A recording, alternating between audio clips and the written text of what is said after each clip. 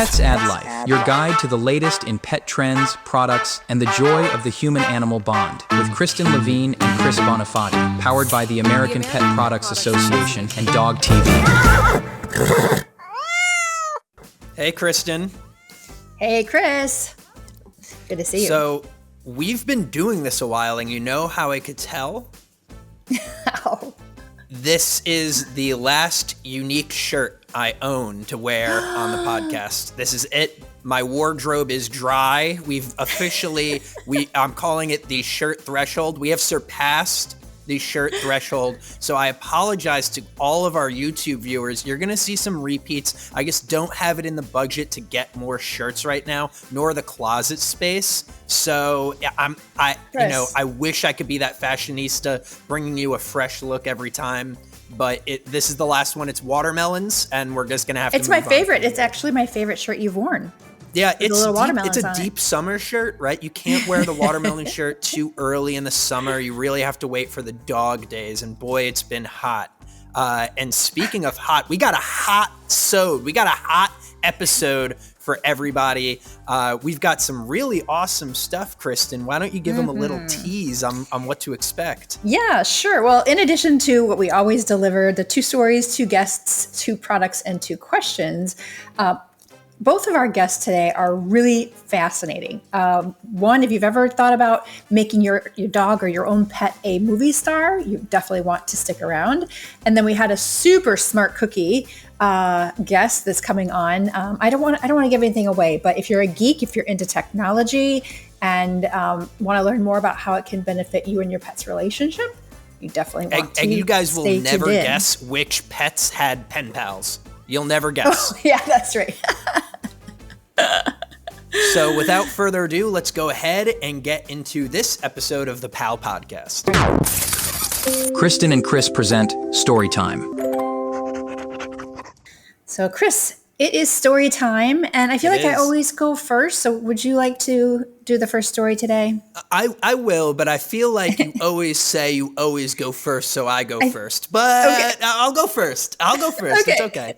I have a fun story today, but it kind of goes into the theme of like all these fun therapy animals and where we've seen more therapy animals pop up and the interesting type of animals that are being used for therapy. So this was an article coming out of Newsweek, but it's really based off of a viral TikTok of this woman who was in the Portland International Airport.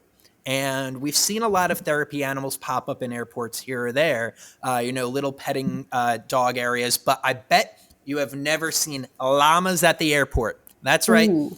Llamas at the airport. They were brought in through an organization called the Mountain Peaks Therapy Llamas and Alpacas based out of Washington. And like, whoa, who would have thought? But yeah, they were walking these llamas around in the airport, around the places where flights were being canceled or delayed, and you could go interact with them.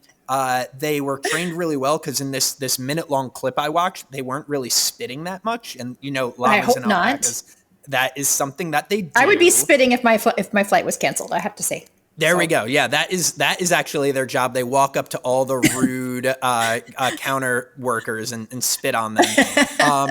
But the TikTok is hilarious. The account for the llamas is Rojo the llama, and the account for the video is at Chan Willis 0. I'll throw those into the show notes so everybody can see the video. What makes the video even more hilarious is the reason this person was flying. They were going to a Harry Potter convention because they have a spot on Professor McGonagall impression.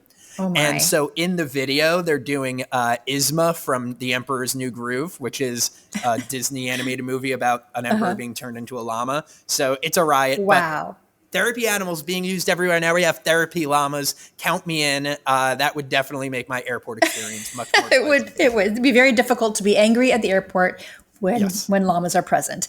And Chris, we are on the same wavelength. We've really, developed our chemistry with this show because I too have a therapy animal story. Oh, yeah. Although you may have trumped me there with the llama. But as you know, the Olympics start this Friday, and Olympic athletes have been known to rely on different routines or different rituals to kind of relieve their stress in competition. But this year, there is an official Olympic therapy dog, and his name is Beacon. He's a 4-year-old golden retriever, and you can find him on Instagram at Golden Dog Beacon. And let's see, he was attending the Olympic trials a couple of weeks ago, and he was just there for all the different competitions. And gymnast Suni Lee actually posted about him after she completed her balance beam routine, and she said, "Thank God Beacon was here. I couldn't have gotten through it." So Beacon is just really absorbing all of that, competitive stress for the athletes, and I'm assuming he's going to be at the actual Olympics too. So it sounds like he's a big help to the athletes. Somebody get that dog a gold medal. All right. If that Right? dog doesn't come home with hardware, I'm going to be, I already have enough reasons to be ticked off at the Olympic Committee. But if that dog doesn't come back home sporting some hardware, I'll riot. That's a gold medal effort if I've ever heard of one. That's right. Check him out on Instagram at Golden Dog Beacon. Beyond the Leash, exploring the untold stories of pet passion and professionalism. For our first guest, we're thrilled to welcome Colleen Wilson, the visionary founder of Pets on Cue. Colleen's journey began in 2014 when she adopted a deaf puppy named Charlie, who had been returned to the pound multiple times. Through dedication and love, Colleen trained Charlie in American Sign Language, transforming him into a successful therapy dog, influencer, and actor. Recognizing a gap in the entertainment industry for animal talent, Colleen founded Pets on Cue to connect vetted animal talent with opportunities in marketing, entertainment, and beyond. So I am pleased to welcome an actual superstar, the agent to all those star pets that we see on our TVs and smartphones. Welcome, Colleen Wilson, to the podcast. Thank you so much. I'm Hey, sorry to take Colleen. a second away. My Roomba came into my room and was about to wake up my dog. Does a Roomba count as a pet? We call him Sharky. So Yeah. he's a shark. He has a name. We call him Sharky. Yeah. So But we're going my- to say yes. For our purposes, yes. Yeah. Yeah. We'll say that. I have a few. We got my goldfish and snail and my dog. They're all in the room. So Oh, good. So Colleen, tell us about the whole journey of starting Pets on Cue and how Charlie played a role in that. yeah, honestly, he played the biggest role in all of it. I was working in finance in Manhattan. And I pulled him from a pound. And I had another dog before, and he was super aggressive. And I kind of converted him to be a nicer dog. And then I got this deaf puppy who was insane. They actually recommended him for euthanasia, the last owners, and he was crazy. So kind of over 6 months, then he became a therapy dog. He became, a lot of training, a lot of teaching him sign. And it kind of took notice because someone from, I believe it was BuzzFeed, saw me yelling at him in sign language to stop humping. Stop humping another dog. And the reason they were there was like J-Lo's dog. And I'm yelling at my dog in sign language to stop humping J-Lo's dog. And it just is like, my life is chaos. It's crazy. So that's how it all got started. And then they did a story on him because he was deaf, and he started to grow a following. I saw other people doing it, and I was like, okay. There's a marketing thing here because brands are calling me to promote their product. And I kind of saw this was almost 10 years ago. We're coming up on our 10-year anniversary. Wow. And was training dogs and cats to work in production as well. So kind of merged my two loves together of business and that. And yeah, that's how it all got started. It's a long-winded way to say it, but yeah. No, that's a great story. And the whole, Yes. I'd love to see, what does it look like? Show us what it looks like for those listeners that are also watching us on YouTube. What does it look like to yell at your dog in sign language to stop humping? A lot of like, stop. Okay. Stop humping it. And it's like, well, I also do like no biting. So like stop biting, stop. And he was a puppy, like, and he was chaos. Like he's a Dalmatian. If anyone knows anything about Dalmatians, he's like on the hyperactive side for a Dalmatian living in New York City. Boy. He needed 4 hours of dog park exercise every day. He was insane. But he's 11 now. He's 10, 11 now. I don't know how old he is, but he's sleeping and chill now. So it took a lot of training, but he got there. And then he went from that to like booking a shoot with GQ magazine. I'm like, what is my life? It's, yeah. But you managed to connect those crazy dots. Yeah. And did like And with deaf dogs specifically, like they're great on set because they can't hear anything and all the loud noises don't bother them. So people are like, oh, they won't be good. And I'm like, no, they're better than, because the dropping of a boom doesn't bother them. So that's kind of how I fell into it. And I just kind of fell in love with making the industry better and using animals that want to be there. And yeah. So Colleen, let's say I've got a pet at home that I think would be perfect for the movies. What are some advice, some do's and don'ts? What traits should I be really trying to bring out in my pet? Which traits should I be trying to suppress through some training? What makes a good superstar pet? That's a great question. When we take on animals to do set work, first we want to make sure they're healthy. So like if your animal isn't healthy, we can't put them on set. That they want to be there and they're temperamented to be there. Because there's, do you have a cat or dog? Is that he's a cat guy? Okay, I'm so a cat dad. if you that's great. So if you've let's say you have two cats at home, and one of them, when you walk in the door or a stranger walks in the door, they're hiding under the bed and you don't see them. Like you should never force them to do set work. Like let them live their life and let them be comfortable. It's the cat that it's like, hey guys, look how beautiful I am, and like look at me. That's the one that we want to work with and that we want to bring that out. Cats get booked because there aren't that many people that train their cats. So if you have a really great cat that loves that and getting a cat into therapy work is a great way to transition into this. So having them certified as a therapy animal, there's plenty of organizations that do it and go out and get them exposure through meeting new people and in weird environments like hospitals, and see if they like that first is where I would, because a lot of people will force their animals to do it. And we're trying to avoid that now, trying to make it better. So going into that first, if you have a therapy approved animal or if you have a dog that has CGC or CGCA on our marketplace, the animal list, you can instantly be temperament approved to do set work. And then someone can come in and evaluate them and the tricks that they know and move them up to an animal actor and advanced and elite.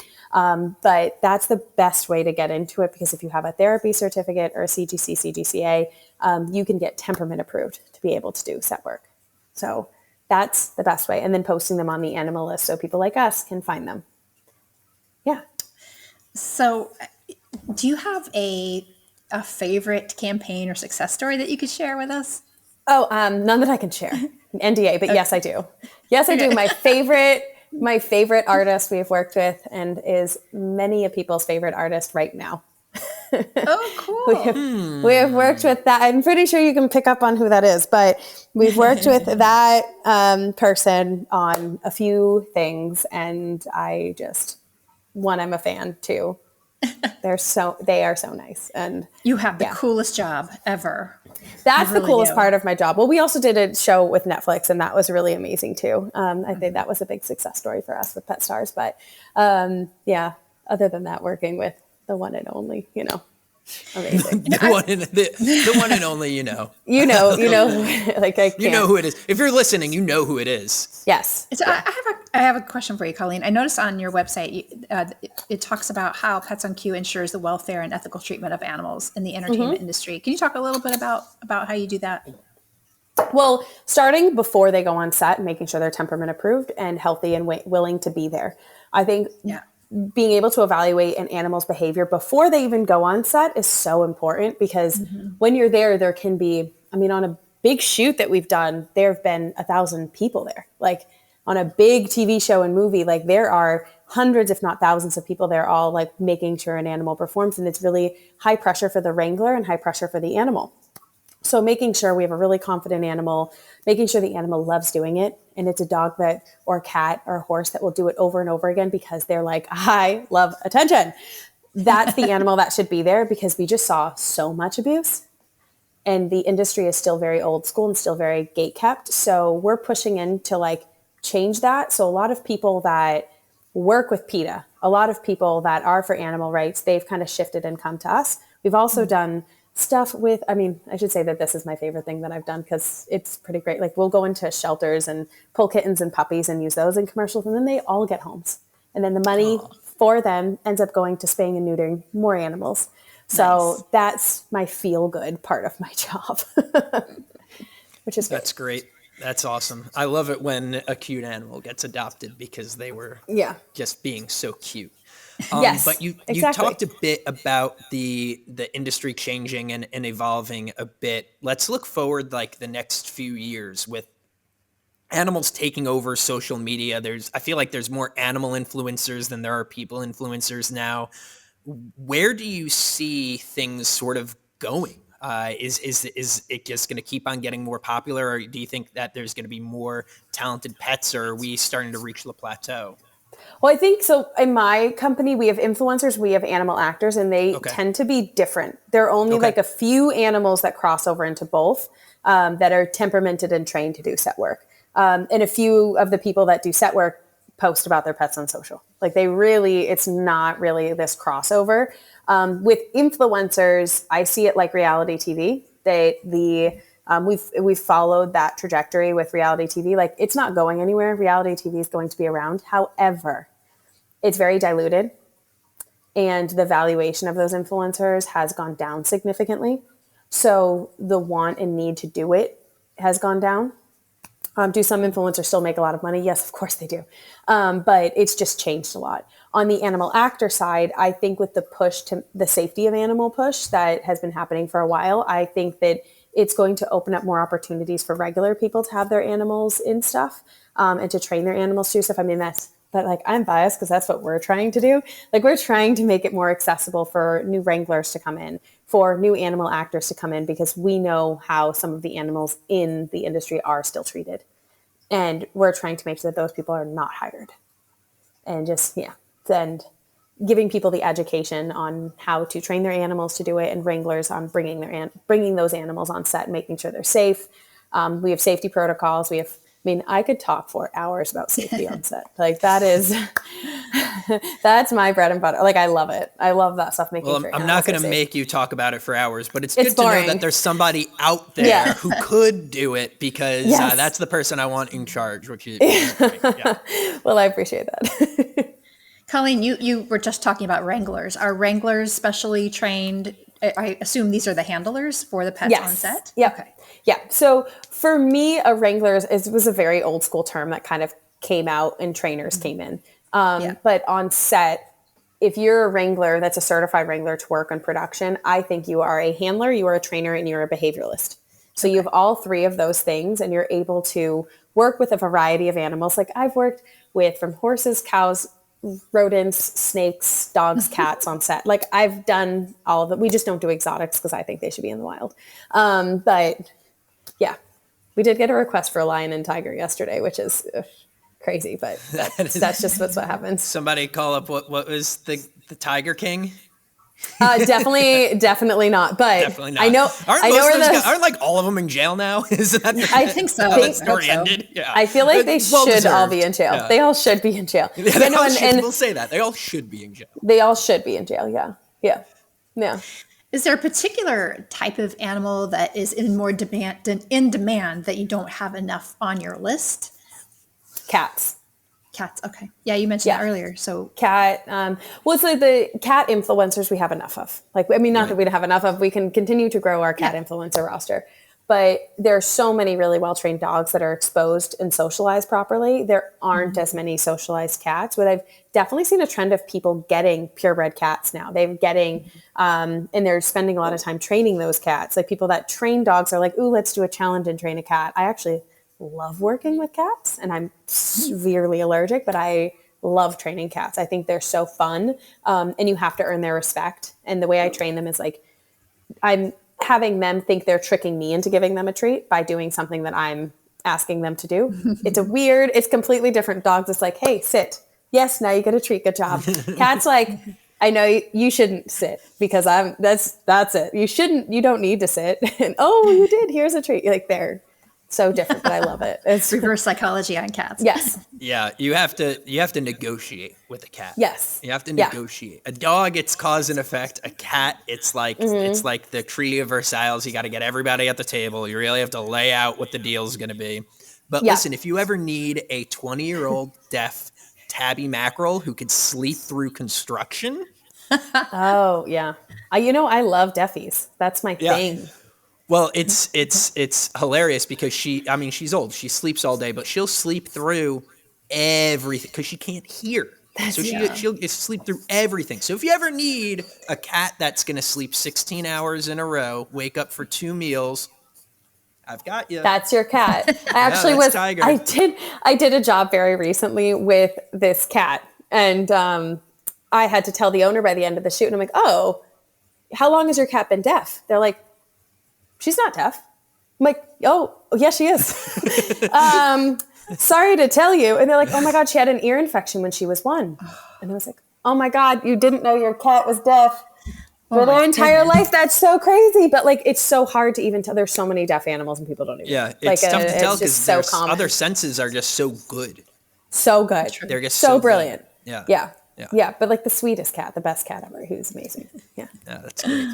That's great. So Colleen, let's say we're coming up at the end of time here. So let's say I'm convinced, I'm 100% convinced that my dog, cat, snake, tiger has what it takes. No tigers. Where can I go? No tigers, yeah.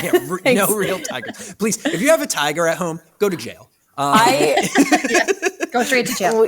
Just go straight to jail. That's so funny. You would want to log into the animal list and list your animal for hire.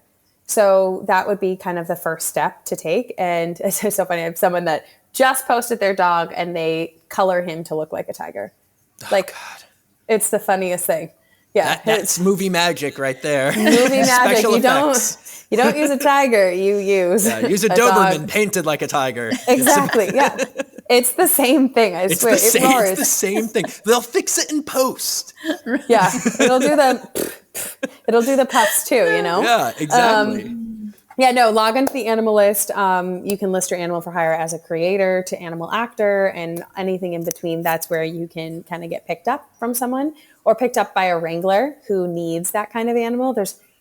Every day I get calls and I'm like, I need a dog that can bite someone for next week. And I need to find 6 different breeds to present to them and have them make their final selection of the angriest looking dog for this TV show that's new. I go to the animal list to find them. And then call them and do my work there. So that would be the place to start. Yeah. There we go. Well, Colleen, thank you so much for joining us. This was a lot of fun. Thanks for having me. Until next time, thank you so much, Colleen. We'll see you on set, Colleen. Okay, cool. Talk to you guys soon.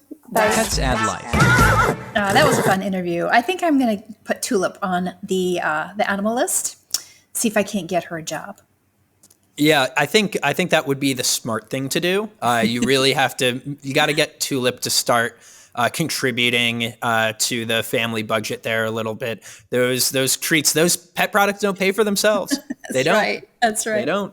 You hear that, Tulip? You're getting put to work. All right, Kristen, why don't you tell us about our next guest?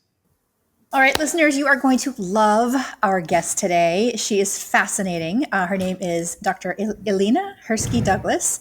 She's a trailblazer in the field of animal-computer interaction. And we'll have her explain exactly what that means. She leads the Animal-Computer Interaction Lab at the University of Glasgow, and her pioneering work focuses on developing interactive computer systems that allow animals to control their environment and access the internet. I don't know about you, but I definitely want to learn more. So welcome, Dr. Douglas. Do you go by Dr. Douglas?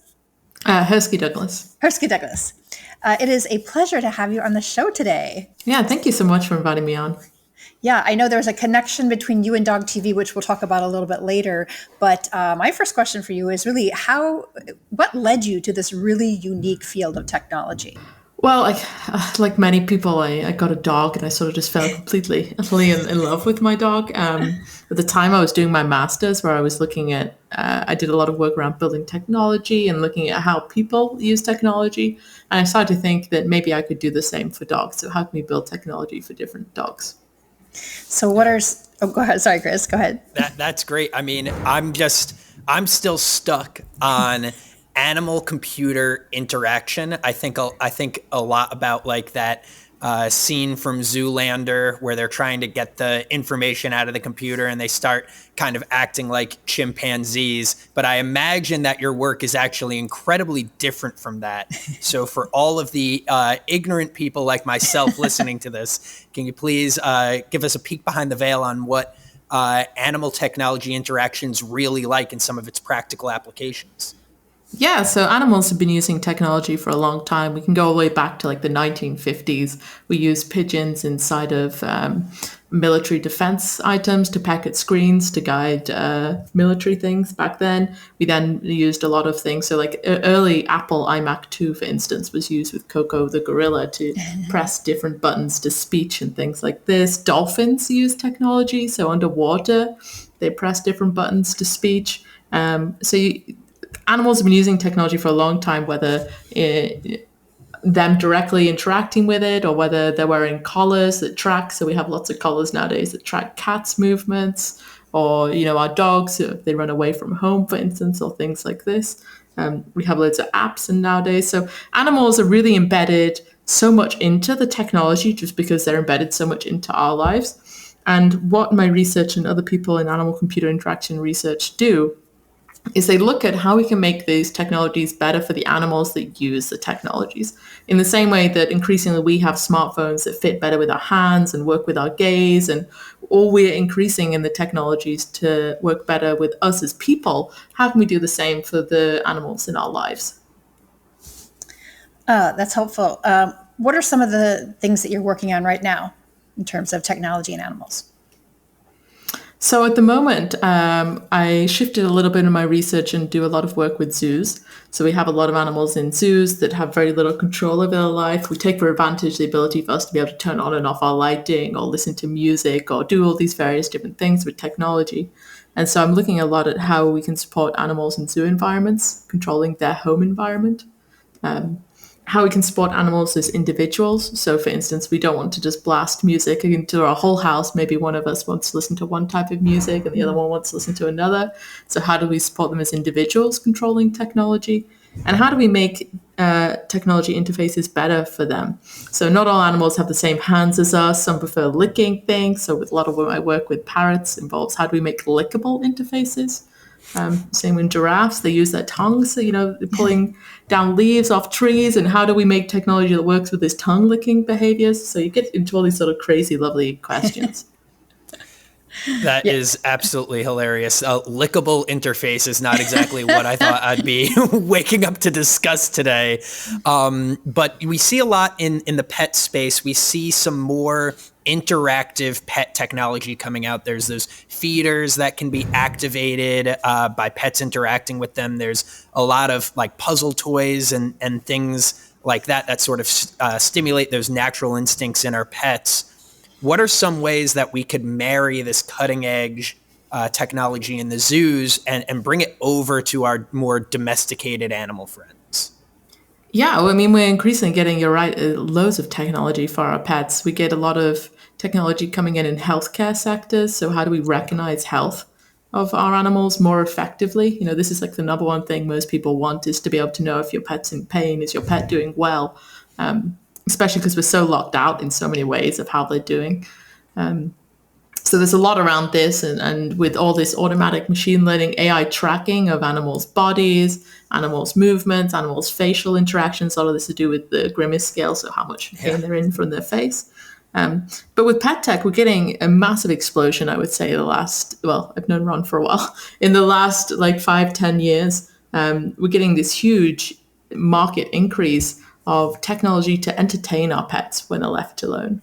And part of this entertainment is also to how can we check on our pets are doing okay. So we get a lot of this ability to quickly log in and see if our pets, where they are they sleeping where they're supposed to be, are they barking, maybe they can play different games when they're at home by pressing different buttons or different things like this. So I would say in zoos and in pets, we're getting technology in both of these sectors just in a very different way, because the technology for zoos is really designed a lot of time to look at how can they control their environment. As pet tech is really looking at how do we, as people, check on our pets and make sure our pets are cognitively stimulated and entertained and that they're where they're supposed to be. And staying with the domesticated animals, how do you think technology can enhance the bond, the human-animal bond we have with one another? Yeah, so I made last when I make it? I made last year video call technology for pet parrots. I don't know if you've seen this. So the idea was we have, especially in the US, there's a lot of parrots that are kept as pets, and they're not always as cognitively stimulated. In the wild, parrots in general have extremely complex and live in large social groups that they don't always have access to as pets in our homes. Sometimes they're kept as one, or sometimes with only one other bird. It's like if I kept you with just you and your friend in the house, maybe you'd want a bigger social group than this. And so me and my collaborators ended up building a device, so on a screen device, that allowed pet parrots to video call other parrots while home alone. That's incredible. Yeah, it was a really nice project. All the parrots we had involved, so we had 20 parrots involved in the study, ended up video calling other parrots. We found out they had favorite parrot friends they preferred to call. But even though this technology was designed to connect parrots to other parrots who were physically separated, when we spoke to the caregivers of these parrots, they spoke about how it increased their bond with their parrot, how it increased their trust, how they felt it gave their parrots more autonomy, it helped with their relationship and understanding their parrot in a different way. So I think why we traditionally think, okay, technology will help us understand our animals through how many steps they've walked and things like this, it can also increase bonds in different ways just through, and a lot of this is just about training and doing something with your animal to get to learn their behaviors. That's great. That's I can't imagine parrots having pen pals. That's hilarious. But I kind of want to pull on that thread a little bit. So, you know, in movies and media and social media, we see some really intelligent dogs using technology, sometimes some primates and monkeys using technology well. I was shocked to hear, I know parrots are smart. I was shocked to hear them interacting with technology like that. Are there any other animals in your research that have really overperformed despite maybe the stereotypes about their intelligence, like some shocking stories of some stranger animals that are doing really well with this stuff? Yeah, I guess it really depends how you see smartness in animals, right? Do we see smartness as how well they are smart compared to we as people think things are smart, you know, able to solve a puzzle? It comes a little bit back to the philosophy of like how well a fish can climb a tree, right? So how well, what do we see as smartness? Right. I think all animals are smart in their own individual ways. And I think it's a little bit of a fallacy to say some animals are more intelligent than others. They're more intelligent for what we see as intelligence. So typical things like tool usage and language acquisition and things like this. But animals always surprise me in different ways, more in how they use technology. So for instance, when I did work with white-faced saki monkeys. They're a small type of monkey. They typically live quite high up in the canopy, so not a lot about them is known. And I built interfaces for them to be able to trigger different audio in their enclosure, so a tunnel interface, and when they entered inside, they would trigger different audio. They lived in a zoo. It was a group of 7, and the most audio they triggered out of anything was traffic noise. And this is something you thought why traffic noise? They live in an island in Helsinki in the middle of, calm and peace. But it turns out what they want to listen to most is traffic. And I think it's more about having not predictability sound, a bit of novelty in what they hear. And you wouldn't think about it when you see this monkey. Most people think, okay, maybe they'd want to hear jungle sounds, or we start projecting into all these different sorts of things. And people afterwards started asking me, why didn't you create audio for them from their vocalizations like we do with humans? We have like human audio, and I thought, okay, maybe that would be pretty cool. But if you had to do anything like that, that's really incredible. So we had heard from our producer, Ron, that you had done a study about dogs and TV, working with DOGTV. How did that go, and what did you learn about dogs interfacing with DOGTV? I did my whole PhD on how to create visual interfaces over screens that dogs can control home alone. So my idea was my dog and me would often watch TV together in the mornings or in the evenings, when you sit on your sofa watching TV. And And I thought it would be really cool if my dog could have control of the TV as well. So it was rather than just me flicking through channels, what if your dog could also have the ability to do this? And so I started to look at, okay, how do we even quantify a dog watching TV? You know, how do we know it's they're watching TV or not? So I started doing a lot of research methods around measuring a dog watching TV. How do they typically watch TV? So a lot of my research showed that they watch TV in very short bursts, so typically like 3 seconds and under, glancing at the screen. And then I started to think, okay, can they follow content between screens? Like maybe if they stare at a screen and it will play, this will be a nice interactive method. But from the little bit of research I did on this, I found that they can't really follow content between screens. So you can't use you look at something and you can select it that way. This seems like it wouldn't really work for dogs. Mm-hmm. And so from this, I just made a TV device for my dog and for other dogs that recognized when they stood in front of it and then would play them different TV devices, play them different media, and just installed this in my home and other people's homes and started to see how dogs would use this.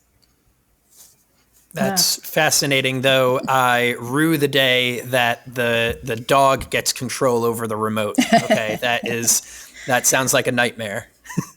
It depends. I mean, maybe your dog likes the same sort of TV as you, and it becomes a nice companion. We don't know. We don't really know. I have a feeling that the dogs in my life would really enjoy like trash reality television, like not even like the headline stuff, like the stuff that plays like on Bravo at like 1 a.m. I don't know. It's just a feeling I'm getting. Well, Dr. Hirskyj-Douglas, this has been fascinating. Where can our listeners follow you or learn more about the work that you're doing? Yeah, so I post a lot on, I guess you call it X now. I post a lot on Twitter, X. Okay. And then also on my website, just Ilyena.com. I post about all my research on there. You can find out about all my stuff with the monkeys and the lemurs and giraffes that I mentioned, lickable interface, and also, of course, dogs. Fantastic. Well, we'll make sure to put that in your handle and your website in the show notes so people can follow you along. Thank you so much for your time today. It was really lovely. Thank you so much. Well, that was absolutely awesome to talk about. I can't believe that that's her job, to do all this amazing research with these animals, enriching their lives. And I mean, it must be a riot. We see all these videos all the time on the internet of these animals interacting with the iPads or their smart feeders and things like that. And it's always so goofy and funny and a little awkward. So I am definitely a little jealous of the job. I know. I kind of wish I could go back and start all over again and pick a new career. Don't we all? I am proud of myself, though, because when she said lickable interface, I had about 1,000 inappropriate jokes. I was going to say, I managed to holster all of them. Congratulations. So I'm doing well. I'm doing well. I saw your eyes get real big. Yeah, I saw lickable interface. It says divine inspiration. So I believe now we get to move on to our product of the week. All right. I've got a fun one. It's called Bake a Bone. It is this cute little like waffle maker that you can bake dog biscuits in. And I thought, with it being summertime, and kids are home, you're looking for activities for the kids to do. Maybe it's a rainy day. This Bake a Bone, and I found it on Amazon. I'm sure you can find it other places. There's actually a lot of companies that make this type of thing. But it also comes with dog bone treat recipes, healthy recipes. So I thought that would just be kind of fun. And you pop them in there, close the little like waffle maker lid, and they come out shaped like perfect little dog bones. So there you go. Cute. There's actually, at Global Pet Expo, I've seen quite a few businesses started home baking dog treats. That have become started off as a hobby, something they just did out of love, and has now become a full-blown business. I mean, early on in this season of the Pal podcast, we talked to Ava from Ava's Pet Palace, and that was a very similar story. So who knows? Maybe you could be the next dog biscuit Mongol. Mogul? Mogul? I think a Mongol's a bad thing. I don't think you want to be a Mongol. Okay. No, that's not. Mogul. Yeah, you're right. I'm wrong. That's okay. That's typically how that goes anyway. Anyway, so my product of the week comes from a company in Italy, which is exciting because I'm going there. And it's hilarious that it comes from Italy because it's kind of about transporting your pet. And this was built with sort of Vespas and bikes in mind. It's very European, but there's a lot of regulation around, especially in Europe, but now coming up in the United States, about how you can transport an animal on a two-wheeled motor vehicle or bicycle. They often now have to be restrained in some capacity, and there's not a lot of options out there. So this is a product called Pet on Wheels, or POW for short, and it's essentially a specialized carrier for a small dog. I think they recommend up to a certain number of kilograms, but imagine a basket on the back of a bike. So it's not for your pit bulls, it's more for your Chihuahua mixes. But it's so cute. It bolts right onto the back of the bike on any sort of bracket. It looks like a giant, it looks like a litter box kind of. Yeah, on the back it does of a look bike. like a litter box with a little head that they could pop out. And inside there is a sort of like a fastener, like a leash style fastener and harness. So the dog is sort of double protected if God forbid you were to wipe out. Right. They're inside this hard case. They're sort of fastened in, so they're going to be able to roll with that accident a little bit more than if they were just sort of tumbling or if they were to, be ejected. So it's a great safety product. If you are planning on doing some biking, or if you own a motorcycle or Vespa or some type of scooter, if you go vacationing down in, maybe the Outer Banks where you're using those electric bikes to do some sand biking, this is a great option to bring your dog along. So check it out. Link's going to be in the show notes. Looks like it could be a lot of fun. Q&As. Well, let's move on to our final segment where we, the two pals, answer your burning pet-related questions. So if you have a question for Chris and Kristen, you could go to petsaddlife.org/podcast, scroll on down to the bottom of the page there. You could type your question out, or if you're feeling brave like a pet at their first audition, you could leave us a voice memo and you will hear your question played on this very show. So without further ado, let's get to our first question. Do you want to go ahead and take it away, Kristen? Do you have them pulled up? Sure. I will take it away. This first question was submitted by Mike in Dallas. So thank you, Mike. He says, I have a hyperactive Jack Russell Terrier. Is there any other kind, really? What are some effective ways to calm him down and manage his energy levels? Well, Mike, as I said, he sounds like a perfectly normal Jack Russell Terrier.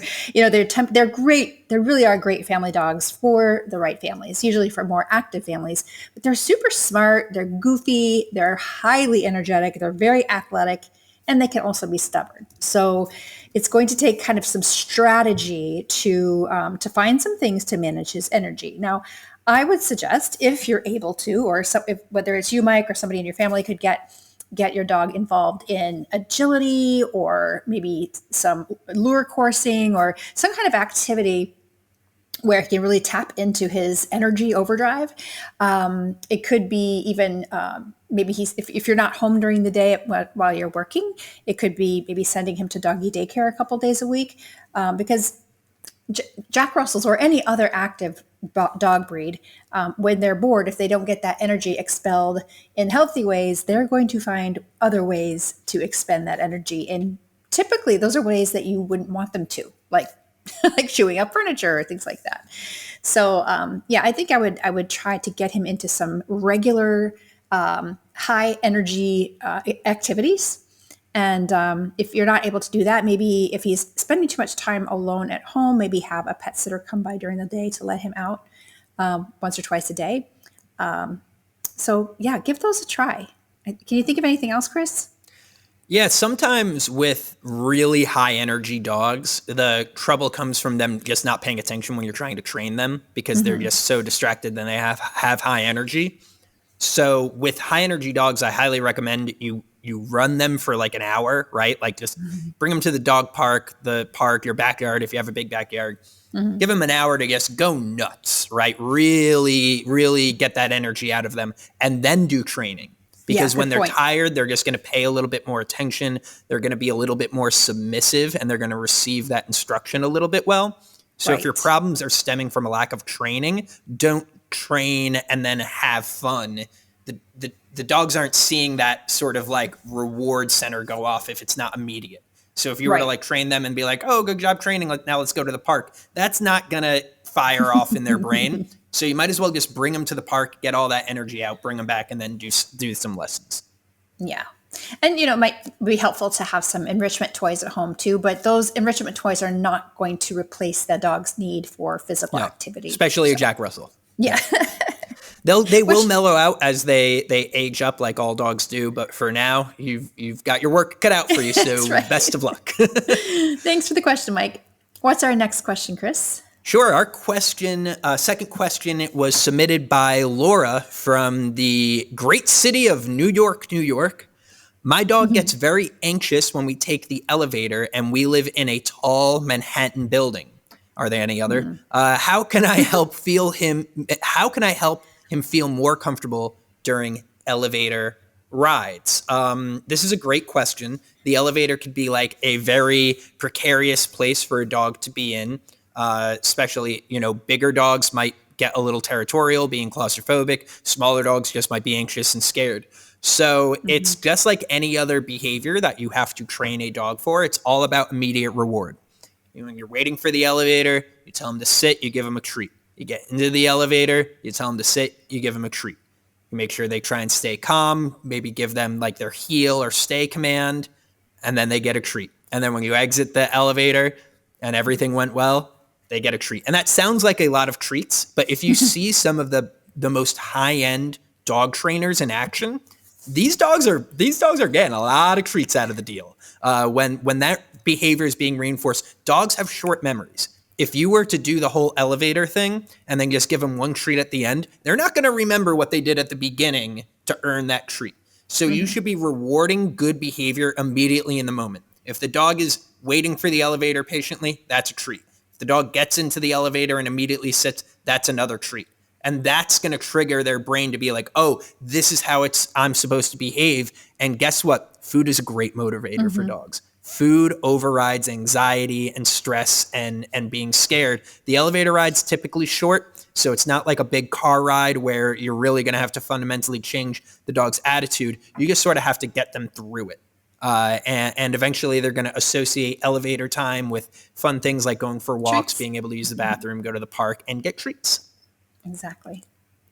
I don't know if you have any experience, Kristen, with elevators and dogs. I've never had an elevator before, so. My Tulip doesn't mind elevators. She doesn't have any problem with them. But our previous dog, Chili, he was anxious about getting on elevators, and we did kind of what you were talking about. It wasn't frequent that we were on elevators, so it was just when we were traveling and maybe staying in a hotel or something. And he was not too terribly afraid, and he got over that with the treats. I guess I would just add that if this dog is already she says very anxious, so I don't know if it's hard to know exactly what that means. If she finds sorry, Laura, I shouldn't call you she. You're Laura.